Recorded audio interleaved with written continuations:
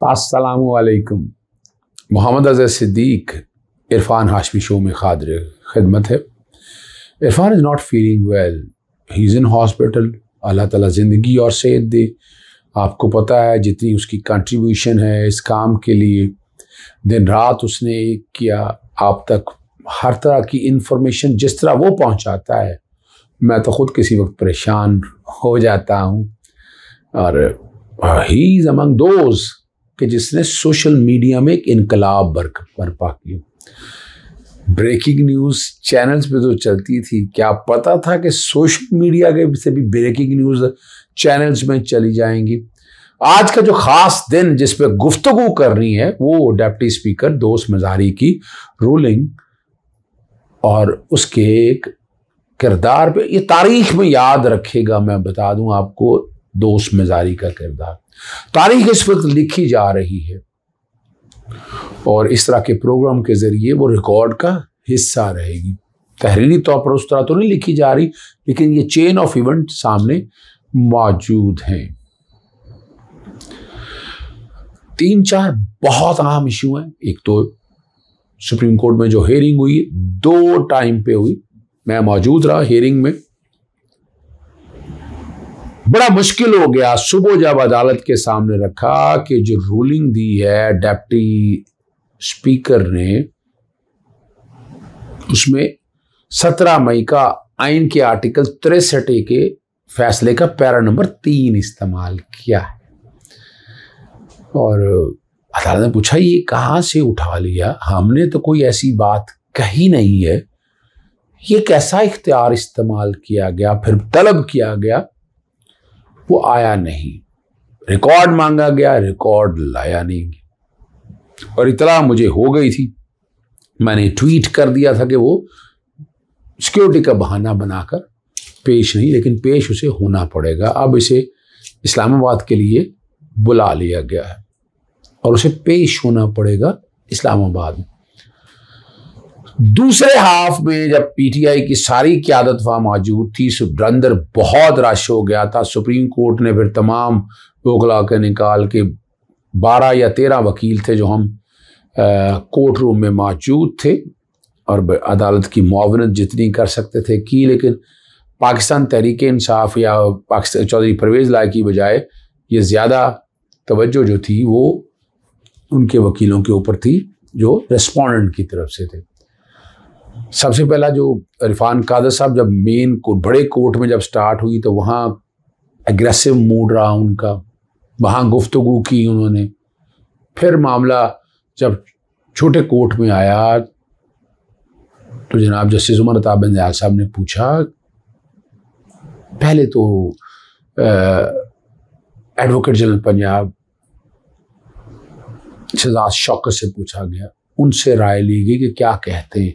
उन्होंने बताया मैं डिफेक्शन के केसेस में जो पहले आर्टिकल 63 के सूबाई सीटों पे और नेशनल असेंबली की सीटों के हवाले से उन्होंने अपना जिक्र किया कि वो पेश होते रहे और ये मामला तशरीह का है। तशरीह है वो पार्लिमानी पार्टी और पार्टी हेड में तमीज़ करने की कोशिश करते रहे। अदालत के रिमार्क्स थे कि इस पर तो फैसला हो चुका है, डिफेक्शन का भी और इतलाक कैसे होना, इन सब चीज़ों का फैसला तो हो चुका है और जो जो बातें करनी है उसका फोरम है रिव्यू, नजरसानी। ये तो फैसला इम्प्लीमेंटेबल, इस पे इतलाक होना है और इसे इतलाक होके रहना है। In judgement is holding a field. आप फर्क बताएं, बड़ी कोशिश की इधर उधर से बातों को, लेकिन बड़ा मुश्किल था जस्टिफाई करना। और कमाल की बात है, इरफान कादर साहब और मरीम नवाज वगैरह के केसेस देखते हैं और नवाज शरीफ फैमिली के साथ वकील हैं। एडवोकेट जनरल पंजाब, वो पंजाब हुकूमत के वकील हैं और शहबाज शरीफ के जो वकील हैं ये सारे एक पेज पे थे, एक दूसरे की मुआवनत अच्छा करते रहते हैं, पर कोई नहीं। लेकिन वहाँ जो दोस्तों ने महसूस किया, मैं आपको वो बताना चाहता हूँ। वहाँ जो सबसे पर्टिनेंट सवाल थे कि पैरा 3 पढ़ दें कहाँ है, और इरफान कादर साहब तो कन्फ्यूज़ हो गए। इस कॉन्टेक्स्ट में वो एक्सप्लेन नहीं कर सके और एक स्टेज पे वो केस उन्होंने कंसीड ही कर दिया कि जो पार्लिमानी पार्टी और पार्टी लीडर वो सेम ही होता है। हालांकि नहीं, पार्लिमानी पार्टी पार्लियामेंट का हिस्सा, जो पार्टी लीडर है वो इलेक्टेड नहीं हो सकता, कई दफा इलेक्टेड भी होगा, कई दफा इलेक्टेड नहीं है, वो तो बाहर बैठा होगा। तो उस पार्लियामान में, यानी अगर आप सूबाई असेंबली में, तो सूबाई असेंबली की अपनी पार्लियामानी पार्टी है। अगर आप नेशनल असेंबली में बैठोगे तो वो अपनी एक पार्लियामानी पार्टी है, उसका अपना, यानी ये नहीं कि सूबे के लोग पंजाब में बैठे हुए फैसला कर देंगे वफाक का, या वफाक के बैठे हुए सूबे के हवाले से फैसला कर देंगे। यहां पाकिस्तान मुस्लिम लीग काफ ने या पाकिस्तान मुस्लिम लीग सिंपल ने जो फैसला किया चौधरी परवेज लाई को पार्लियामानी पार्टी में बाकायदा मीटिंग हुई, सारे इकट्ठे बैठे और इकट्ठे बैठकर सर जोड़कर बैठने के बाद एक फैसला किया गया, और उस फैसले का इतला, और इस फैसले को पार्टी लीडर ने डायरेक्शन देने पे इस पे अमल करना। ये नहीं कि पार्टी लीडर एक बिल्कुल नई चीज लेकर आ जाए, पार्टी लीडर एक बिल्कुल नई चीज लेकर आ गया सामने, तो ये तो हो ही नहीं सकता था। और स्पीकर ने कैसे ये मान लिया कि आर्टिकल 3 में यही लिखा है, पार्लियामानी पार्टी के 63B1 के 1B के कॉन्टेक्स्ट में जो बात आई है वो है। और एक बात मैं आपको बताता चलूं, ये रन ऑफ इलेक्शन है। ये क्या है? रन ऑफ सेकंड पोल का इलेक्शन है। फर्स्ट पोल में जो पार्लियामानी पार्टी ने डायरेक्शन दी, या फर्ज करें चौधरी शुजात ने डायरेक्शन दी कि चौधरी परवेज लाई उम्मीदवार है पाकिस्तान मुस्लिम लीग काफ को, उसको वोट देना है। इलेक्शन अब चला गया दूसरा, यानी फर्स्ट पोल के बाद सेकंड रन आउट या सेकंड पोल पे, तो पार्टी डायरेक्शन तो ऑलरेडी आई हुई। तो शुजात हुसैन कैसे वोट डालने से पहले पार्टी डायरेक्शन बदल देंगे आप? आपके पास इख्तियार कहां से आ गया? ये तो बदनीति नजर आ रही है। और स्पेशली वो वाला जो पार्टी डायरेक्शन थी वो डिप्टी स्पीकर के अपनी जेब में पड़ी हुई थी, किसी मेंबर को नहीं मिली। मेंबर को फ्रीक भी बनाया गया, किसी मेंबर की जेब में नहीं थी। तो कैसे जस्टिफाई करेंगे इन सब चीजों को? मुश्किल तो ये है ना। तो वो तो बड़ा मुश्किल है भाई। अब आप डिफरेंट स्टैंड नहीं ले सकते। जो आप थोड़ा कड़वा थोड़ा मीठा हप तू, अब ये नहीं हो सकता। जो आपने फैसला किया वो फैसला वाज़ेह है और नजर आ रहा है, हर एक को पता है कि ये मैं कहना नहीं चाहता पैसों की जादूगरी है या कुछ सियासत हो रही है। चौधरी शुजात और चौधरी परवेज में जो लड़ाई हो गई पाकिस्तान मुस्लिम लीग काफ में, अरसे से ये लड़ाई नहीं है, इस तरह का कॉन्सेप्ट नहीं है। लेकिन ये जो लड़ाई हुई है, ये लड़ाई के जिम्मेदारान कौन है ये भी देखना पड़ेगा आपको। इससे मिलेगा क्या? लेकिन इसका नुकसान बड़ा हुआ है पाकिस्तान मुस्लिम लीग काफ को। चौधरी मोहन सलाई और चौधरी परवेज इमरान खान के साथ खड़े हैं और वो पॉपुलर स्टैंड ले रहे हैं, उनको उनका फायदा होना है। ठीक है जी। अब और दूसरी बात, पीर वाले दिन जो केस की समाअत होगी है, नोटिस हो गया है 1 बजे होगी इस्लामाबाद में। ठीक है जी, इस्लामाबाद में।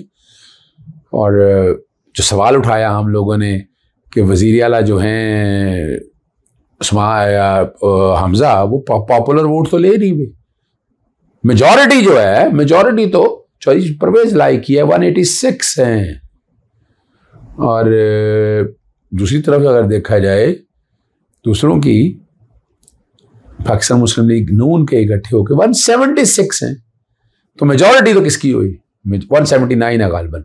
मेजॉरिटी हुई चौधरी परवेज लाई की। तो ये वज़ीर आज़म तो रह नहीं सकते, वज़ीर रह नहीं सकता, तो काबीना भी नहीं बननी चाहिए, ये भी गुजारिश की। और मैंने वक्त से पहले ये बता दिया था मुख्तलिफ चैनल्स पे, पाकिस्तान तहरीक इंसाफ की जो MPs आई थी सबको बता दिया था, परेशान नहीं होना आपने। अदालतों में चढ़ाई करने की कोशिश की, अदालतों को डिफेंड करे, इन्हीं अदालतों से इंसाफ मिलना है।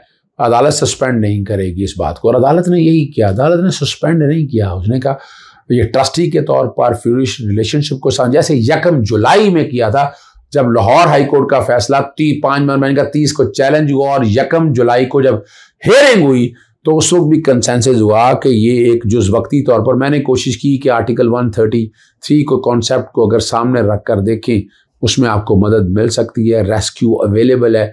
उन्होंने कहा कि वो इंटेग्रम पीरियड के दौरान है, तो मैं बताना ही चाह रहा था कुछ अरसे के लिए, लेकिन उन्होंने कहा काबीना लगानी है, काबीना भी मुख्तर के हवाले से कह दिया। और यानी वो अपनी मर्जी से इख्तियार में। और याद रखिएगा वो असेंबली नहीं अब तोड़ सकेंगे। मैं फिर कह रहा हूँ असेंबली प्लानिंग उनकी पूरी है, लेकिन वो वजीला तो है नहीं। क्लाउड आ गया, धब्बा लग गया, उनके ऊपर धब्बा लग गया, अब तो कर सकते, असेंबली नहीं तोड़ सकते अब। और 13 सियासी जमातें जो हैं उनके लिए बड़े बुरे हालात आ गए हैं। पॉपुलर वोट उनके पास नहीं है, मुंह छुपाने की जगह नहीं मिल रही, और जिन मुरफ हुए उन्हें फेस करना पड़ रहा है। तो इस वक्त ये भी हालात हैं। मैं बता चुका था, मैंने 17 को कहा था कि भाई इस्तीफ़ा दे दें, डिमांड किया था मैंने इससे। और अभी तक ये कानूनी और आईनी वज़ीर आला नहीं है। पहले भी जो ऐसे हुआ, पहले भी सिर्फ और सिर्फ इस कॉन्टेक्स्ट में हुआ, यानी आईनी वज़ीर आज़म नहीं है। मान लें ये बात को, अभी तो सिर्फ इंटेग्रम पीरियड पे चल रहे हैं या जुज़ वक्ती तौर पर ये सारे मामला लेकर चल रहे हैं, और इसी तरह लेकर चलना होगा। तलवार लटकी। वक्त से पहले बता दूं आपको, हमजा शरीफ मुश्किल है वज़ीर आज़म रह सकें, रूलिंग सेट असाइड हो जाएगी इंशाअल्लाह। मेरी प्रेडिक्शन ले लें या मेरा अंदाज़ा लगा लें इस बात को। और दूसरी तरफ जो है, सिर्फ यही बात नहीं है, दूसरी तरफ जो बड़ा अहम इशू है वो इशू है ख़ास तौर पर इस बात का कि नोटिफिकेशन भी नहीं बचेगा, हलफ भी किसी काम के नहीं आएगा। जब वोट नहीं डल सकते, वोट कैंसिल ही नहीं हो सकते, जब वोट वापस आ जाएंगे, इसलिए रिकॉर्ड मांगा है सुप्रीम कोर्ट ने, रिकॉर्ड मांगा है। मंडे को ले जाना पड़ेगा, डिप्टी स्पीकर को वहाँ पेश होने का, डिप्टी स्पीकर को कंसाइज स्टेटमेंट देने का तो कह दिया, लेकिन क्या करेंगे, वो भी वक्त नहीं होगा उनके पास। पंजाबी में कहते हैं ख़त्म करने, असा हुन तुर जाना है, दिन रह गए ने थोड़े। बेहतर यही है हमजा शरीफ इस्तीफ़ा दे दो, जान बख्शी होगी, लेकिन डिप्टी स्पीकर नहीं बचेगा। डिप्टी स्पीकर में तौहीन की है उसने, अदालत के फैसले को मिस इंटरप्रिटेशन की है उसने, आर्टिकल 4 और 5 की वायलेशन की है। इजाज़त चाहता हूँ जी।